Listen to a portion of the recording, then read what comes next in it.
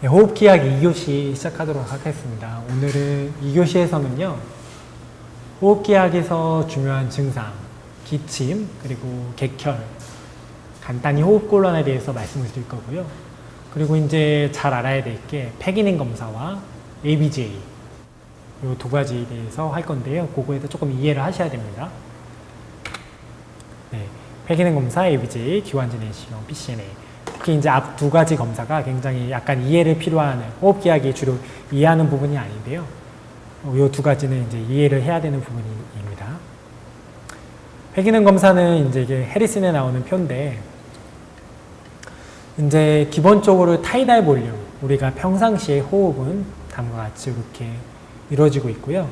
하지만 우리는 기본적으로 좀 더 호흡을, 숨을 들이마실 수 있고요. 좀 더 내쉴 수가 있습니다. 좀 더 마실 수 있는 양을 IRV. 이게 외우기에 이게 더 어려운 게 약자도 알아야 되고 영어 이름도 알아야 되고 어려운 한글 이름도 알아야 되기 때문에 세 가지를 알아야 되기 때문에 복잡해야 되는데요. 이제 기본적인 이름들은 아셔야 됩니다.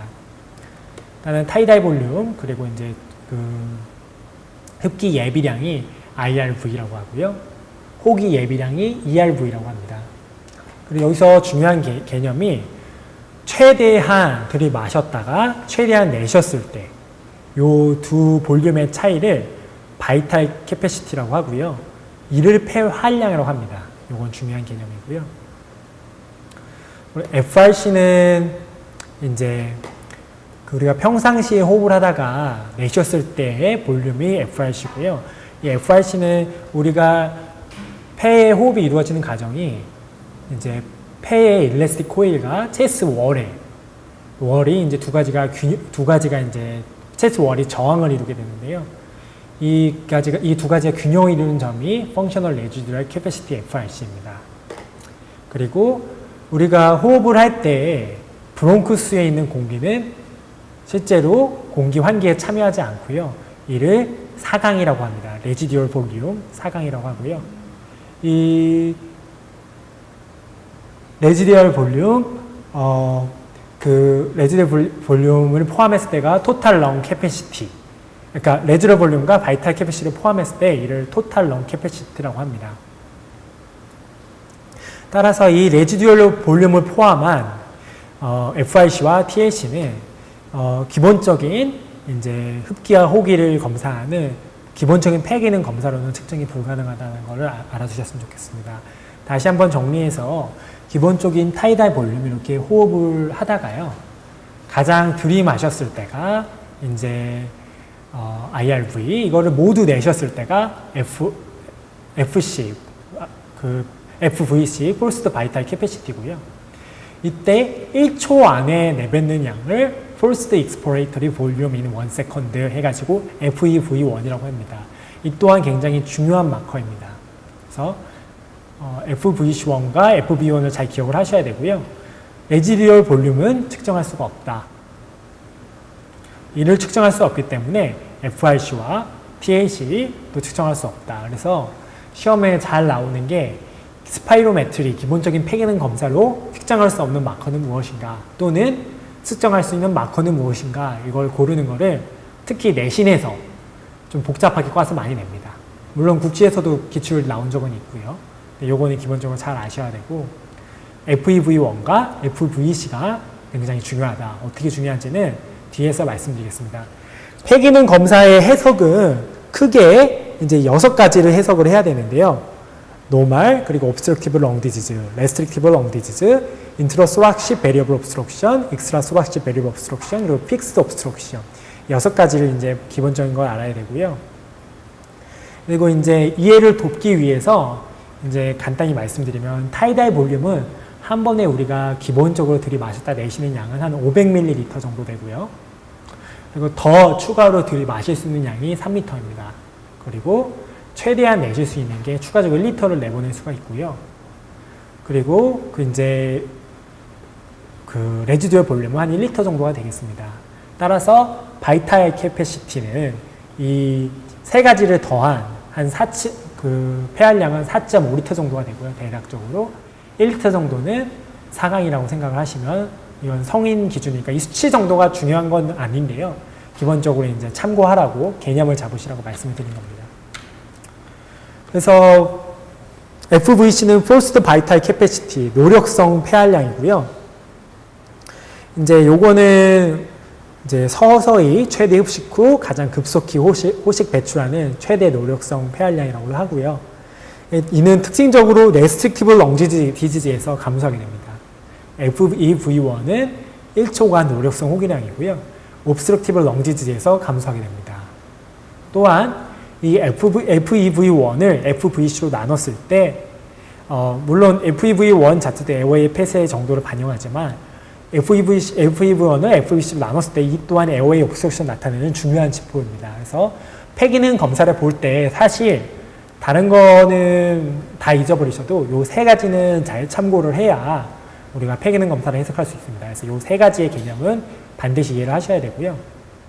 실제로 이제 FEV1이 1초간 내쉬는 양인데 에어웨이 옵스트럭션이 생기면은 이 FEV1이 특징적으로 감소하게 됩니다. 뭐 어차피 결국 내쉴 건 다 내릴 수 있지만 옵스트럭션이 있기 때문에 1초간 최대한 빨리 내쉴 수 있는 양은 감소한다는 개념입니다. 따라서 이 표는 잘 기억을 하셨으면 좋겠고요. 폐기능 검사 해석을 할 때 FEVC분의 FEV1 값을 가장 먼저 봅니다. 기본적으로. 그래서 이 개념이 70% 이상인가 미만인가를 먼저 보시고요. 이상이면은 그때는 FVC를 보고 FVC가 80% 이상이면 정상, 여기서 떨어져 나가면 제한성 폐질환이다 생각하시고요. 그리고 FEV1을 FVC로 나눴을 때 70% 미만이다. 그러면 옵스트럭션을 생각하셔야 되고요. 그 다음에 이제 이 FEV1의 비율에 따라서 이제 폐쇄성의 정도를 결정할 수가 있습니다.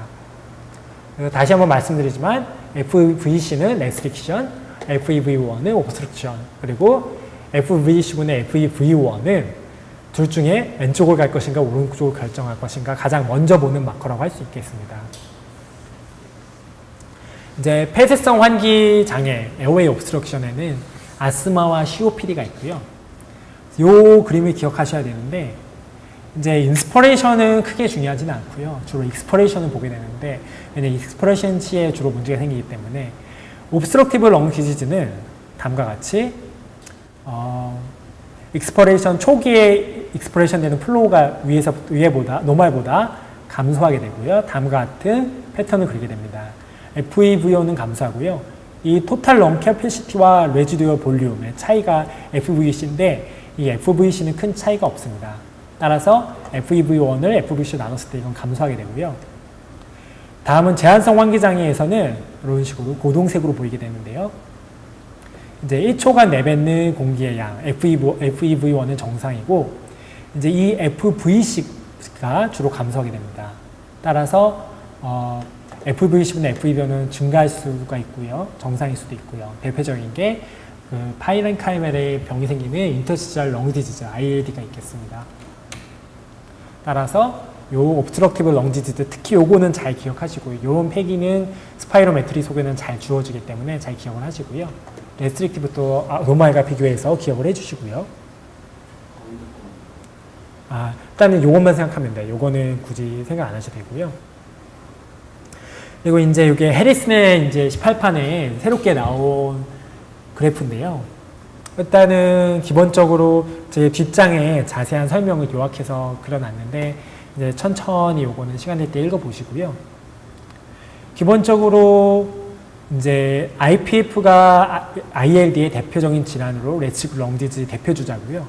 이때는 모든 볼륨이 다 감소합니다.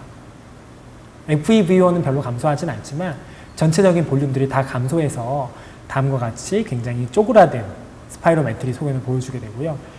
FEV1은 크게 감소하지 않고 이제 DACO라고 이게 폐의 확산능을 보는 검사인데 폐의 확산능 또한 떨어지게 됩니다.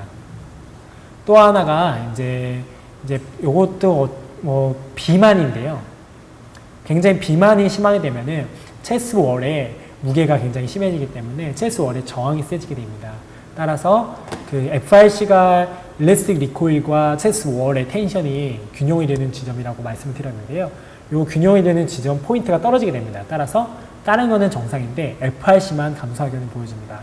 따라서 요건 아직 시험에 나온 적은 없는데요. 일단 해리슨이 새롭게 들어간 표이기 때문에 다른 건 정상인데 FRC만 감소한 경우는 비만이다. 그리고 폐기능 검사가 이상을 보이는 가장 흔한 소견이기도 합니다. 그래서 중요하고요. 이제 마이아스니 그레비스 근무력증이고요. 근무력증에서는 레스퍼레이터 머슬 위크니스로 결국 사망하게 되는데 근무력증 때문에 호흡이 잘 이루어지지 않습니다. 따라서 TLC 이제 들여 마실 수 있는 양은 감소하고 하지만 내실 수 있는 양도 감소하기 때문에 RV는 마일드하게 증가하게 됩니다. 그리고 폐의 확산 능에는 큰 차이는 없고요. 그리고 이제 중요한 건 이제 아스마와 COPD인데 아스마에서는 TLC는 정상이고요. 레지듀어 볼륨은 에어웨이 그러니까 인플레이션이 생기기 때문에 레지듀어 볼륨은 조금 증가합니다. COPD에는 상대적으로 굉장히 많이 증가하고요. 굉장히 크로닉한 디지즈 때문에 그 에어가 굉장히 렁에 굉장히 오랫동안 쌓이기 때문에 레지듀어 볼륨이 증가하는 게 특징입니다. 그리고 FVC는 그 아스마에서는 큰 차이는 없고요. 가장 중요한 거는 FEV원이 감소한다. 근데 리버서블하는 게 굉장히 중요하다는 거 여러 번 말씀을 드렸고요. 아스마는 리버서블한 에어웨이 디지즈이기 때문에 이제 브론코 다이얼레이터를 이게 포스트 브론코 다이얼레이터입니다. 브론코 다이얼레이터를 줬을 때 FEV원이 증가를 하게 되고요. 아스마는 COP는 증가하지 않습니다. 사실 다른 거 다 잊어버리셔도 요 두 가지가 굉장히 중요한 감별 포인트고요. 그리고 이제 COPD에는 크로닉한 인플라메이션이 있기 때문에 폐의 확산는 동안 떨어지기 때문에 BACO가 감소하게 됩니다. 스파이로메트리의 소견은 다음과 같이 큰 차이는 없습니다. 아스마와 COPD가요. 요거는 이제 그 해리슨 요약한 거니까요. 천천히 한번 읽어보시면 이해하는 데 도움이 될 겁니다. 그리고 이제 또 하나 알아야 될 게 이제 기도의 폐쇄 소견 세 가지를 알아야 됩니다. 일단은 고정형 폐쇄가 있고요. 가변성 폐쇄가 있습니다. 열렸다 닫혔다 하는 폐쇄가 있는데요. 흉곽 외, 흉곽 내가 있습니다. 그래서 요 세 가지의 소견은 특징적으로 알아두셔야 되고요. 하나하나 말씀드리면 시험에는 고정형이 제일 잘 나오고요. 고정형은 이제 고정이 되어 있기 때문에 인스퍼레이션과 익스퍼레이션 모두 제한받습니다. 따라서 위에 게 익스퍼레이션이고 아래가 인스퍼레이션인데 둘 다 이렇게 플랫으로 옵스트럭션을 보이게 됩니다. 이 소견이 딱 나오면은 고정형 환기장애고 이 대표적인 거는 기도협착과 갑상선암이 있다를 기억을 해주시고요. 다음은 흉곽 외